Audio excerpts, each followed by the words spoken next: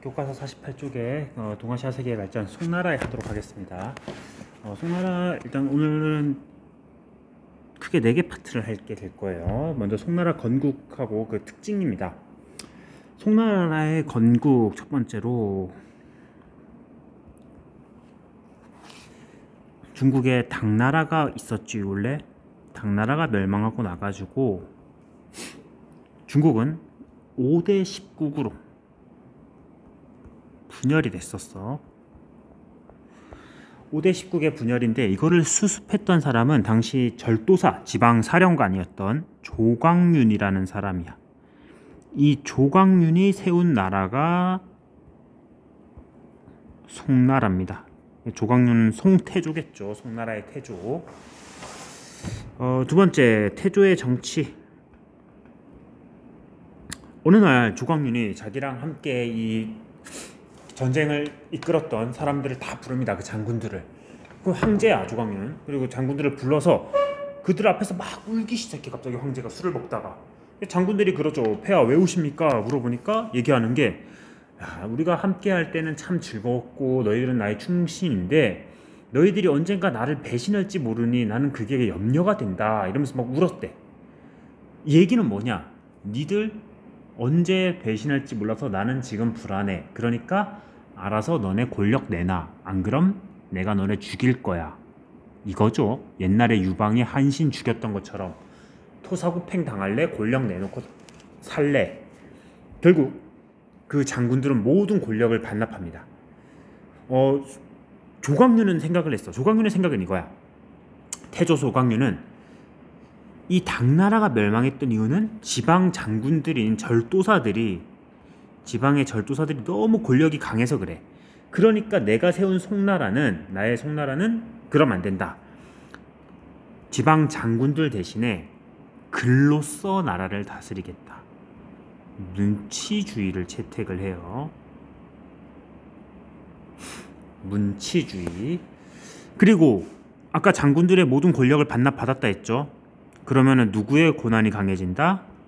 황제의 독재 체제. 황제 독재권 강화. 지방에 원래는 절도사라고 해서 지방에 이런 강력한 장군들이 있었는데 얘들의 권력을 다 황제한테 뺏은 거야. 황제 혼자서 다 하고 이들의 힘은 약화됐어요. 지방의 군인들은. 그 대신 사대부들, 이런 글 쓰는 사람들의 힘을 키워줍니다. 황제 독재권을 강화하기 위해서 금군, 황제 친위 부대, 금군을 강화했고, 그리고 과거 시험에 전시라는 걸 도입을 해요. 이거 되게 중요합니다. 그 이전에 과거 시험은 3차까지 있어도 시험관이 있고 그 앞에 이제 시험을 합격하는 합격생들이 등장을 해.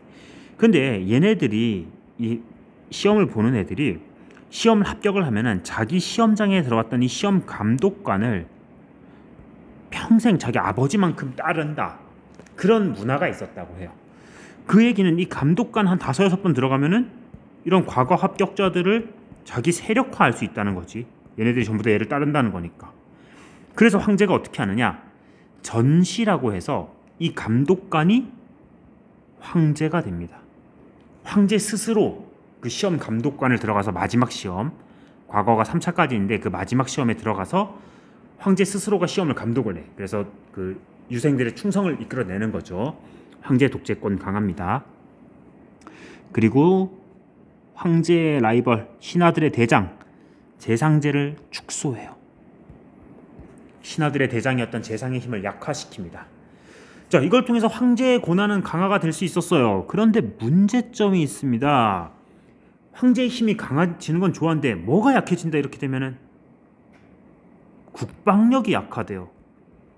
군인들 힘을 너무 약화시켜놨죠. 군인들이 약해지니까 황제 자신의 힘만 강해졌을 뿐이지 국방, 이 바깥쪽을 지키고 있어야 되는 그 군인들의 힘이 너무 약화된 거야. 그래서 국방력이 약화되니까 이제 주변국들에게 털리기 시작합니다. 그때 당시 뭐 요나라, 서하 이런 이민족들이 툭하면 쳐들어와요. 그래서 그들과 싸우느라고 막대한 국방비를 지불하고 또 돈 주고 평화를 삽니다. 돈. 그때 줬던 돈을 세패라고 하는데 국방비와 세패를 지불해요. 돈이 없는 거야, 나라가. 너무 이렇게 그 나라의 이 문치주의로 가다 보니까 싸움을 너무 못했고 심심하면 삥을 뜯기는 거죠. 쉽게 얘기하면은 결국 나라에 재정난이 초래됩니다. 자, 재정난이 초래됐어. 여기에 대한 대응으로 이거를 해결하고자 등장했던 사람이 있습니다. 해결책을 제시했던 사람은 왕안석이라는 사람의 신법이에요. 왕안석은 국가의 재정 수입 확대를 추구합니다. 나라의 수입의 확대를 추구하고 여러 가지 개혁 정책을 했습니다. 뭐 자세히는 하지 말고 그냥 신법이라고 해요. 왕안석의 새로운 법. 그러나 이 왕안석의 법은 기존의 질서를 지키려던, 여기가 신법이니까 구법 있겠죠. 구법당과 대상인, 대지주의 반발을 초래합니다. 결국 그냥 왕안석의 신법은 흐지부지 되고 신법당, 구법당 나눠서 계속 싸움만 하면서 송나라는 몰락해 갑니다. 결국 북방에서 요 나라 다음으로 새롭게 등장한 나라가 금나라인데 이 금나라에 의해 가지고 북송이 털립니다. 북송의 황제가 사로잡히게 돼요. 북송의 마지막 황제와 그 마지막 황제 하나 앞에 있는 황제, 이 두 황제가 둘 다 금나라의 포로로 잡혀서 끌려가게 됩니다. 결국 북송은 멸망하고 송나라는 이 북송에서 이동을 해서 옛날에 동진이 그랬던 것처럼 남쪽으로 이동을 합니다. 그래서 북쪽에는 금나라, 남쪽에는 남송이 있는 이런 시대로 바뀌게 됩니다. 남송, 금나라의 화북 점령으로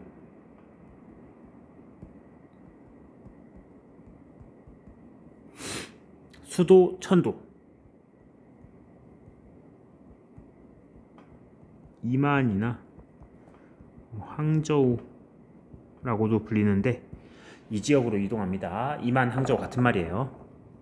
하지만 남송 역시도 뭐 그렇게 오래 버티지는 못했고 13세기 우리가 알고 있는 칭기즈칸 몽골의 침략으로 멸망했다.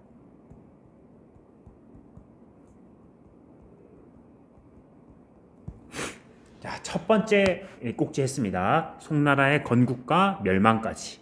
문치주의와 황제 독재권 강화, 이 두 가지가 키워드였고 그로 인한 문제점, 그리고 해결책으로 등장한 왕안석의 신법, 이런 거 했어요. 자, 송나라가 있는 동안 크게 변한 거 있는데 강남 개발과 강남 지역, 중국 강남 지역 개발과 경제 발전,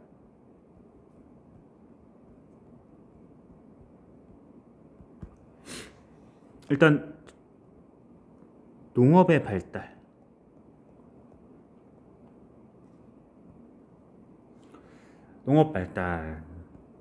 양쯔강 하류, 창장강 하류 개발을 본격화했어요. 그쪽이 되게 비옥한 땅이었어요. 이 지역에 개발을 하는 과정에서 농기구, 새로운 농기구가 등장하는데 우리가 생각하는 물레방아랑 좀 비슷하다고 생각하면 돼. 용골차라고 하는 그런 물을 다스리는 기구가 개발이 됐습니다. 그리고 이양법, 한국사에서 들어봤죠? 모판에다가 벼를 심었다가 때가 되면 옮겨 심는, 밭에 이렇게 논에다가 옮겨 심는 그런 이양법이 보편화되었다. 모판에 심었다가 옮겨 심는다는 겁니다. 그리고 참파, 베트남 지역, 동남아 지역인데 그 지역에 벼가 도입됩니다. 근데 이 참파벼는 되게 좀 생명력이 끈질긴 벼야. 그래서 이 참파벼가 도입되면서 농업 생산력이 증가합니다. 이러한 농업 생산력의 증가의 결과 지주전호제가 확산, 우리 한국사에서 나옵니다. 이게 소작인과 그 관계, 그리고 전호가 증가한다. 지주전호제. 땅 주인이 있는데 땅 주인이 자기가 직접 농사를 짓는 게 아니라 내 땅을 다른 소작인에게 빌려주는 거야. 빌려주고 나는 소작료를 받는 거죠. 이런 관계가 성립이 되었다는 겁니다. 송나라 때 일입니다. 다음, 산업 발달.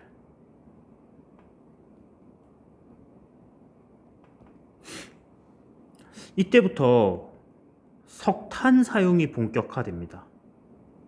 석탄 사용이 되게 빨랐지, 생각보다. 중국에서는. 우리나라는 뭐 그렇게 많이 쓰진 않았다만, 석탄을 써서 이제 열을 마음대로 이렇게 활용할 수 있어. 이 얘기는 산업이 발달하고 수공업이 발달합니다. 물건 만드는 기술이 발달하는 거야. 그때의 공장이죠. 지금으로 치면 공장. 자, 물건을 많이 만들어낼 수 있어. 그리고 농업 생산량도 늘어났어. 위에 보면 농업 생산량 늘어나고 물건도 많이 만들어내. 그럼 뭐가 발달할까? 상업이 발달을 하겠죠. 특히 상인들의 조합이, 상인들이 모여서 같은 일을 하는 동업 상인들의 조합이 만들어지는데 뭐 행, 작 이렇게 불리는 동업 조합이 만들어지기도 했다. 다음 세 번째, 화폐 경제가 발달을 해요. 화폐 경제가 발달을 합니다. 이때 동전 주조와 유통이 증가했고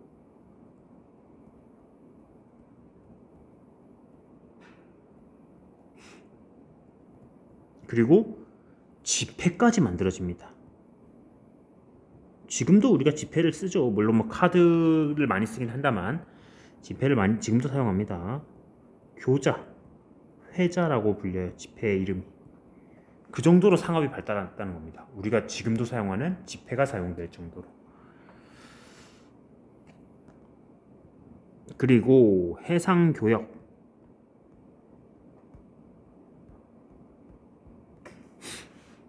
조선술, 배 만드는 조선술과, 조선술이라는 건 배 만드는 기술입니다. 나침반의 발전. 송나라 때 나침반도 등장해요. 그리고 육상에서는 북방 민족들이 너무 많이 쳐들어오니까 육상에서는 잘못하면 죽을지도 몰라. 그래서 바다로 뻗어나가게 돼요. 이제 기술도 있겠다. 육상보단 안전하겠다. 이 결과 해상교역이 발전하게 되었습니다. 송나라는 발전하는 해상 기술에 대해서 시박사라는 걸 설치하거든. 시박사를 설치합니다. 이 시박사는 해상 무역 관리와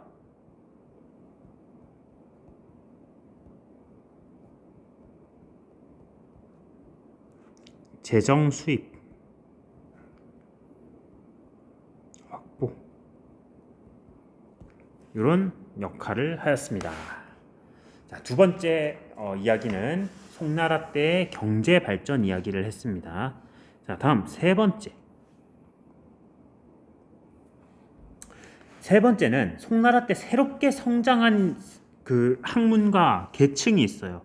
사대부라고 부르는 사람들이고 이들의 학문은 성리학입니다. 이거 한국사의 뭐 조선시대 때를 이렇게 주름 잡는 조선시대를 관통하는 키워드들이죠. 사대부가 성장할 수 있었던 배경은 일단 공부를 해야지. 학교와 서원이 증가. 그리고 과거제가 완비됐죠. 앞에 뭐 전시라고 해서 송태조가 막 시행했잖아. 그렇지? 이걸면서 사람들이 이제는 공부를 하기 시작해. 옛날에 당나라 때만 해도 뭐 무역을 한다던가 전쟁터로 나간다던가 이랬던 사람들이 전부 다 공부하고 책상에 앉아서 공부를 하는 거야. 지금으로 치면은 뭐 체육교육과를 가고 스포츠 레저를 가고 이래야 될 사람들인데 다 앉아가지고 행정고시 공부하고 있는 거죠. 그건 그쪽 무술 쪽으로는 출세할 수 있는 방법이 없으니까. 육군사관학교를 갈 사람도 앉아서 그냥 행시 준비하고 그렇게 바뀐 겁니다. 학자와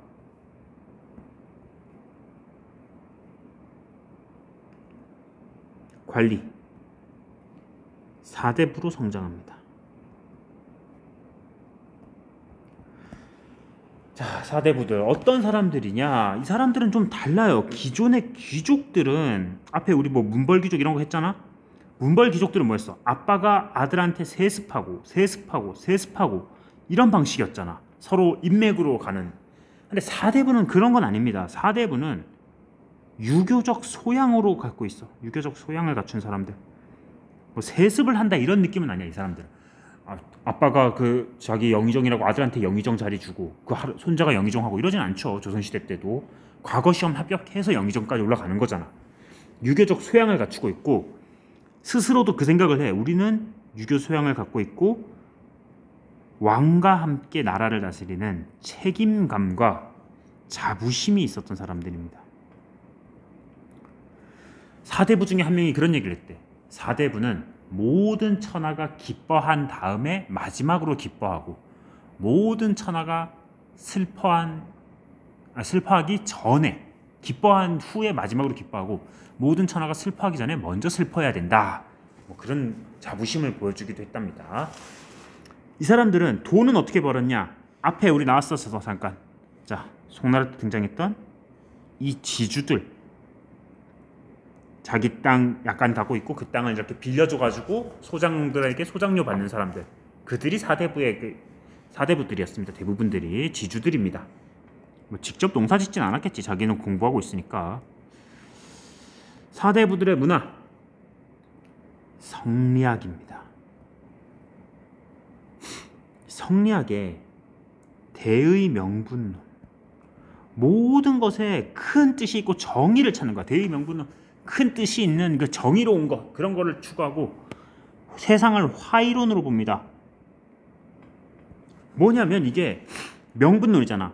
세상은 정의로운 것이 있고 뭐 정의롭지 못한 것이 있다, 사악한 것이 있다. 쉽게 얘기해서 모든 걸 그렇게 봅니다. 얘들은. 예를 들어 볼까? 성리학에서 남성과 여성, 남존여비였죠. 남자는 귀하고 여자는 이렇게 뭐 천하다 뭐 이런 식으로 얘기를 했었지. 사대부들이 있고 일반 그런 백성들, 우리가 하는 뭐 농민이나 뭐 이런 사람들, 그런 사람들 역시 양분법하고, 이거를 국가까지 가면 어떻게 되느냐? 중국이 있고 반대쪽에는 금나라가 있을 거야. 나중에는 뭐 명나라 때는 또 다른 나라가 되고 하겠지만 일단 송나라에서 뭐라고 봤냐? 우리 중국 송나라가 지금 금나라랑 대립하고 있는데 금나라가 우리를 지배하고 있어. 뭐 완전 멸망시킨 것까지는 아니지만 얘네가 지금 복속하고 있거든. 세패를 바치고 있잖아. 복속해가지고. 지금은 우리가 힘들어서 이런 상황을 겪고 있지만 언젠간 정의로운 나라가 승리할 것이다. 그게 대의 명분론이고 화이론이야. 언젠간 우리가 정의로운 나라고 승리할 수 있을 것이다. 지금은 힘들지만 결국은 정신 승리한다는 겁니다. 그냥 쉽게 얘기하면은 계속 금나라한테 당하니까 우리는 언젠가는 정의로우니까 우리가 언젠간 이길 수 있어. 힘내자 얘들아 이러고 있는 거죠.